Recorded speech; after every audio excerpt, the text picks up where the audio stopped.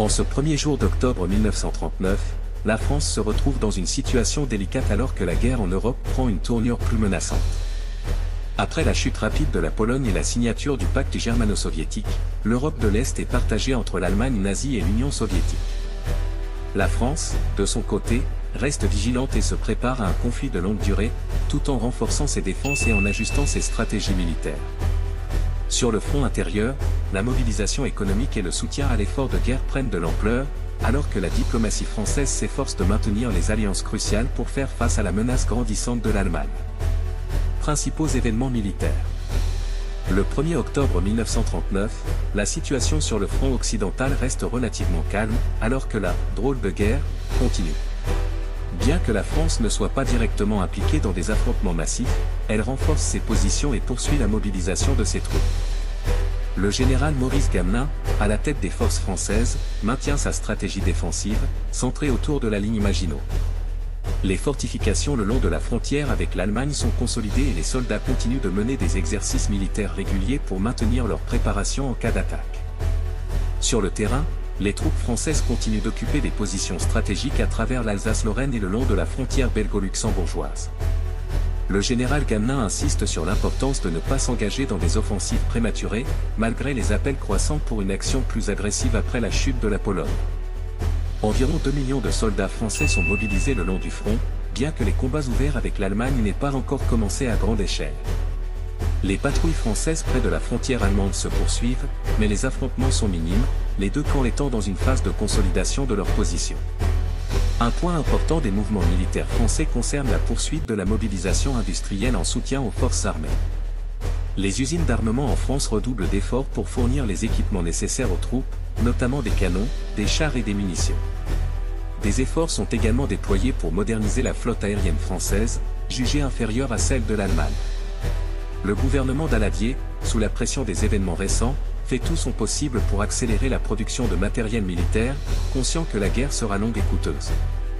Diplomatie et géopolitique, le jeu des alliances. Sur le plan diplomatique, la journée du 1er octobre est marquée par des échanges intenses entre la France, le Royaume-Uni et les États-Unis. Les répercussions du pacte germano-soviétique continuent d'influencer les discussions au sein du gouvernement français. La France, isolée à l'Est après la défaite de la Pologne, se tourne de plus en plus vers ses alliés pour obtenir un soutien supplémentaire. Des discussions avec le gouvernement britannique visent à coordonner une réponse plus efficace contre l'Allemagne, bien que la stratégie commune reste encore floue. Du côté des États-Unis, bien que ces derniers soient officiellement neutres, des négociations discrètes se poursuivent concernant la fourniture de matériel militaire aux alliés. Le programme « Cash and Carry », qui permet à la France et au Royaume-Uni d'acheter des armes et des équipements auprès des Américains sans entraîner les États-Unis directement dans le conflit, devient un élément crucial de la stratégie française. Le gouvernement Daladier espère que ce programme permettra de compenser les faiblesses de la production industrielle française à court terme, tout en assurant un approvisionnement en armement moderne. Par ailleurs, la France cherche à maintenir ses relations avec les pays neutres voisins, notamment la Belgique et les Pays-Bas, tout en les encourageant discrètement à renforcer leur défense en cas d'invasion allemande.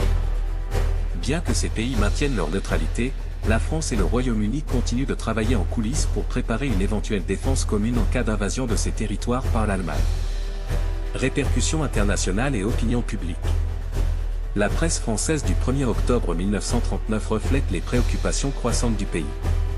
Le Figaro titre « Une Europe en suspens, la France en garde vigilante », mettant en lumière la situation d'attente dans laquelle se trouve le pays.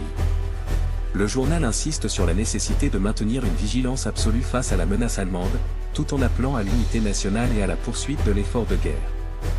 Le Matin, quant à lui, met l'accent sur l'importance des alliances avec le Royaume-Uni et les États-Unis, publiant un article intitulé « L'espoir d'une alliance renforcée, la diplomatie au service de la guerre ». L'article souligne que, bien que les combats n'aient pas encore commencé sur le front occidental, la France doit compter sur ses alliés pour faire face à une guerre de longue durée. Enfin, l'Humanité, dans sa ligne éditoriale traditionnelle, critique la lenteur de la réponse des alliés face à l'invasion de la Pologne et s'interroge sur l'efficacité de la stratégie défensive de la France. Le journal communiste appelle également à la solidarité des ouvriers français dans l'effort de guerre, insistant sur l'importance de soutenir la production industrielle pour les besoins militaires. Sur le plan international, les événements du 1er octobre sont scrutés avec attention par les puissances mondiales. Les États-Unis, bien que neutres, suivent de près la situation en Europe, tandis que l'Allemagne continue de renforcer ses positions dans les territoires occupés de Pologne. À Moscou, le gouvernement soviétique reste silencieux sur ses ambitions futures, mais la coopération avec l'Allemagne laisse présager une expansion de son influence en Europe de l'Est. Projection sur le futur de la guerre. La journée du 1er octobre 1939, bien que relativement calme sur le plan militaire, marque un tournant stratégique pour la France. Alors que le pays renforce ses défenses et poursuit sa mobilisation, il devient clair que la guerre sera longue et incertaine. Le gouvernement Daladier est conscient que des décisions cruciales devront être prises dans les semaines à venir, tant sur le plan militaire que diplomatique. La France, bien que protégée par la ligne Maginot, sait qu'elle ne pourra pas se reposer uniquement sur une stratégie défensive.